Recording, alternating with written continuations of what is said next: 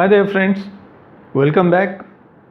This session we have taken up a concept which needs your logic. Now like this particular session is all about logic because this concept is all about logic. Alright? Guess the concept? You are right. The concept is recursion.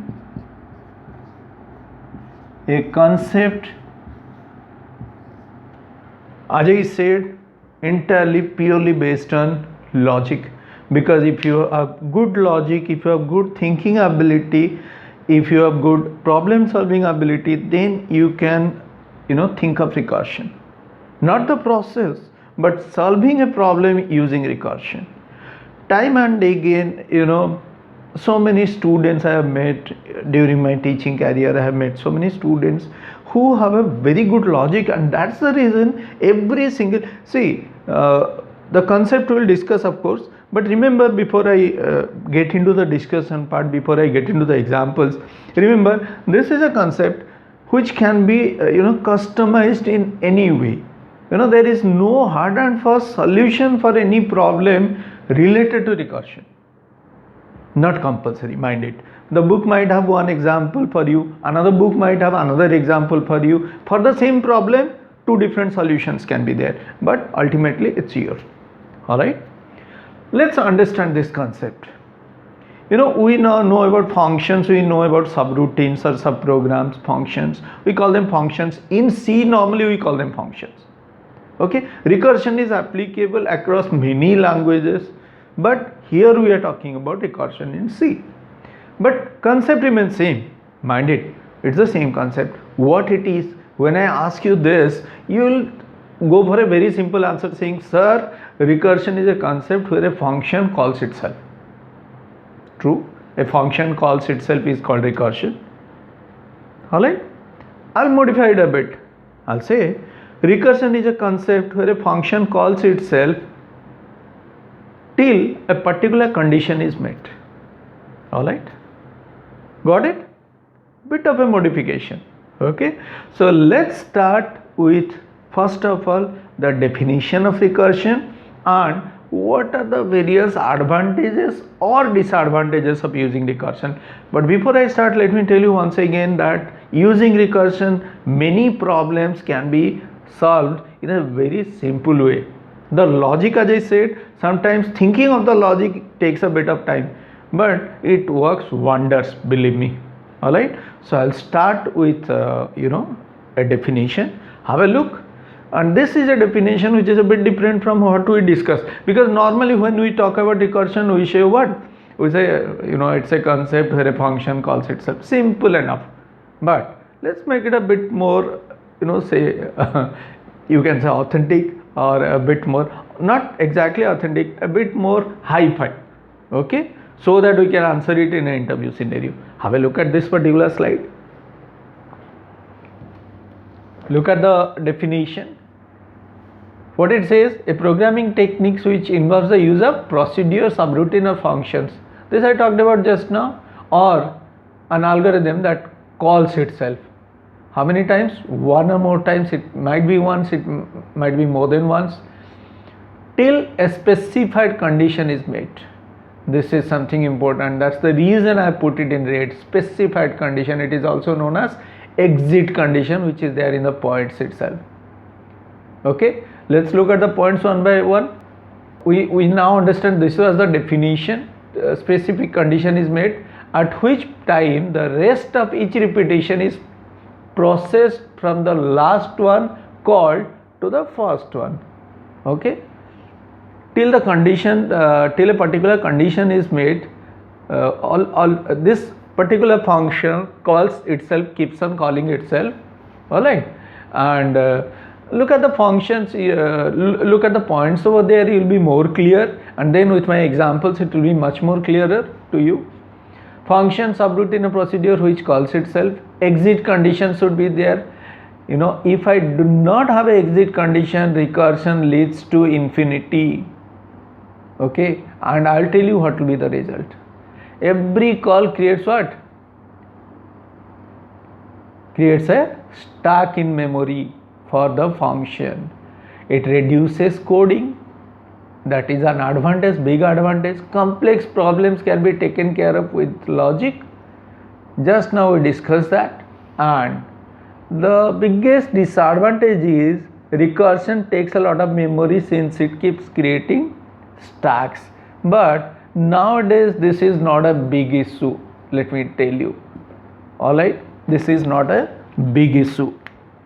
Okay, before practically going into recursion with examples, with various examples of recursion, let's first of all see,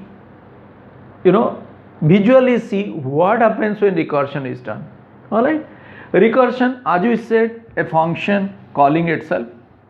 Assuming x function is there, it calls itself. Okay, and let's say it again calls itself. So what exactly happens? Every time a function call is made, it creates a stack in memory. Alright. Now what is the rule of a stack? Last in, first out, LIFO. Got it? Clear? Now what happens?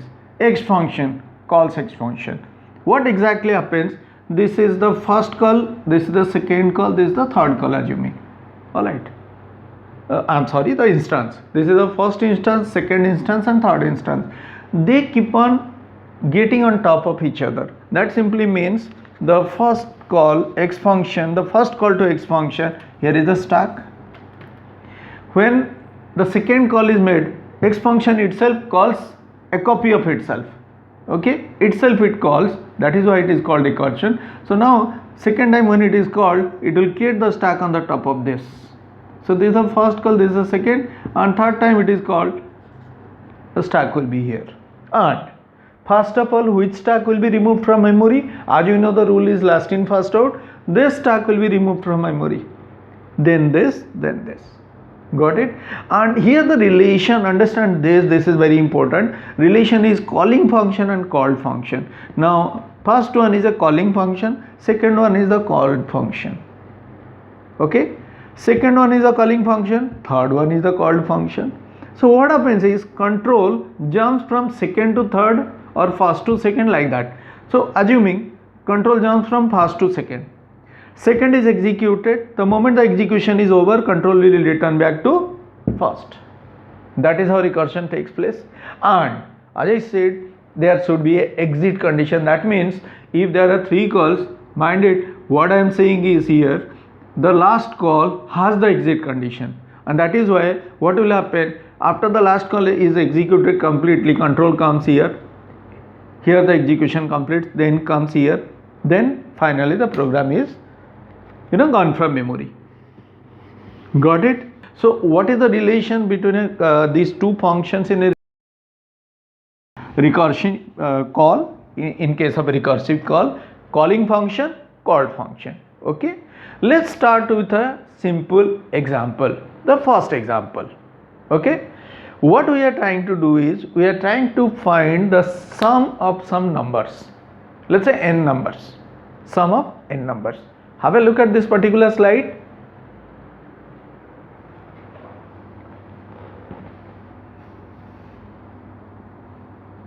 The question, it is to calculate the sum of numbers from 1 to n using recursion. My function prototype is there, line 1, get some function which takes an integer as argument and returns an integer. In the program, I have a variable n1, I have a variable sum. I ask the user for the range, I get the range in the variable n1, then I say sum equal to get sum of n1. So what is that? That is the call to the function called get sum function. Got it? Sum equal to get sum of n1, that is the call to get sum function. So get sum function will return a value, that value will be stored in the variable sum, and then I print the sum. Got it? Clear? Let's go to get sum function. Here is your get sum function. it has a variable result, okay, and look at the condition and make out what is the exit condition. If n1 equal to 1, return 1, else result equal to n1 plus get sum of n1 minus 1. This particular line is very important. Result equal to n1 plus get sum of n1 minus 1. Okay, assuming the first time when you call this function, okay, assuming the first time, let's do one thing, let's have these lines numbered, okay, so that when we look at this practically we will understand it better. Let's say int starting from the line where that variable result is declared, okay, that is line number 3, then if condition is line number 4, then the braces are there, return 1 is line number 6, then if I come to the next line, the else part, look at the else part carefully. Under the else part, that particular line result equal to, that is line number 9 I suppose, that line is very important. Result equal to n1 plus get sum of n1 minus 1, that line is important. So what happens here, let's practically look at it on the board. Okay, the function receives n1, assuming what I have entered in the range part. When I accepted it from the user gave let's say 5. Okay, so when this particular function is called for the first time, let's create the stacks. Okay, and in these stacks we will execute the lines, the code. Okay, so what I do, in here, when the function is called, it has its local variable, that is n1. In that particular variable, what it is accepting from the what it is receiving from the called function, that is main function, the value. Okay, and that value it has received is 5. So n1 is your variable in this call with a value 5. Now look at the if condition over there. You have already had a look at that if condition. What it was saying, if n1 equal to 1. Okay, have a look at the slide again. What it says, if n1 equal to 1, that line, is it true? No, false. So where the control goes, it goes to which part? The else part, isn't it? Else part, look at that line, result equal to n1 plus get sum of n1 minus 1. I'll write that line here, result equal to n1, that line is very important, n1 plus get sum of n1 minus 1, this line. Now look at this, here control comes to this line. Let's call this line line number 9. Alright, so here when line number 9 is executed in this stack, what will happen? Result, the variable, it has a local variable, n1 has a value 5 which it has received. Apart from that, it has a variable result. What I am saying, result equal to n1, that is 5 plus, this is the part which you need to understand.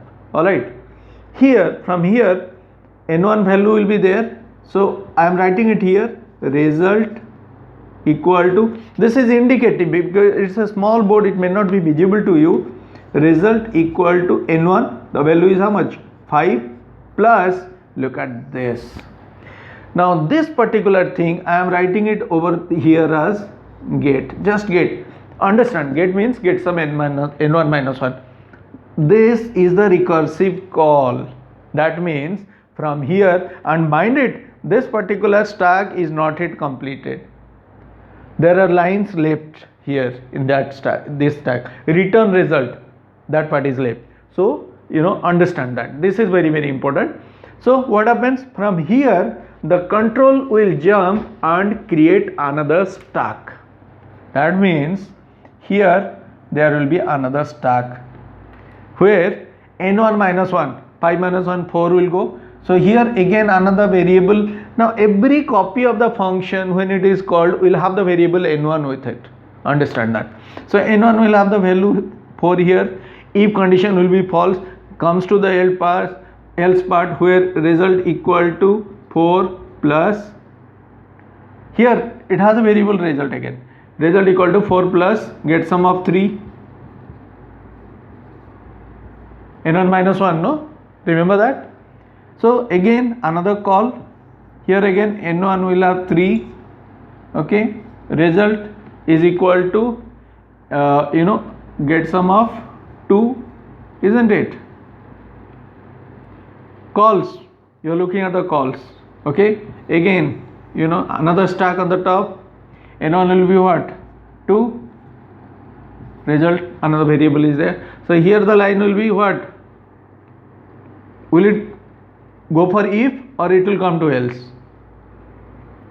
n1 value is 2, so what it will do? It will come to the else. In the else part it will call what? Get sum of 1. Okay, and this might be your exit. So I am creating that stack over here which should be on the top. Since there is no space here, I am creating the stack here. Here n1 will have a value 1 and result is there. Now what will happen? Tell me. The condition was, try to remember the condition, if n1 equal to 1, return 1. So return 1, that return value. Now I told you in the beginning, I said calling function, called function. Obviously a called function will return the value to calling function. Getting it? So what happens here? Tell me. It will return how much? 1, and this stack will be removed from memory because the work is complete. As soon as the function completes execution, the stack will be dismantled. The stack will be gone from memory. So what happens? Before going back, it returns 1. Okay. Now what happens here? Get sum of 1. Here your value will be 1. Now read that enter line. Result equal to n1 plus what? Get sum of 1 has returned 1. n1 value is how much? 2. 2 plus 1. How much? Assume it. 2 plus n1 is 2, no? Here in this stack, 2 plus the return value from the function which is already completed is 1. So 2 plus 1, result will be 3. Return result. That line will be executed, isn't it? So return result will return the value 2. From here, the value is 3, which is returned to this, isn't it? The value will be 3. So here you will get sum of 2. Here the call was get sum of 2. Here you will get how much? 3. 3 plus n1 value is 3. 3 plus 3 6. 6 comes to this stack. Got it? Then here it will be 4 plus 6. 10 comes to this stack, and finally it will be, now every time the return value comes, the stack will be removed from memory. So finally in here in this stack it will be 5 plus 10, that means 15. So the final return value will be what? 15, which will go back to main function. Got it? Clear with this? Yeah, interesting, isn't it? How recursion works. Practically you need to understand, and that we'll be doing with different types of examples. All right, let's, before finishing up, let's just go through that example again. Have a look.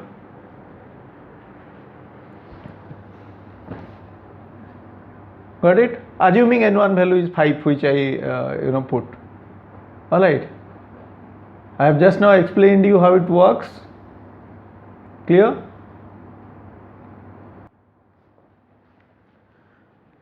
So friends, this was just a beginning of recursion, how exactly it works. We'll take up more examples because this is a very important concept. So another 2-3 examples we'll pick up and discuss those examples in the second session. We'll continue with recursion in another part. If it is not possible to finish it up, we can carry it on to a third part also, because this is a very important concept, remember, as I told you in the beginning. So friends, till that time, take care. Bye bye.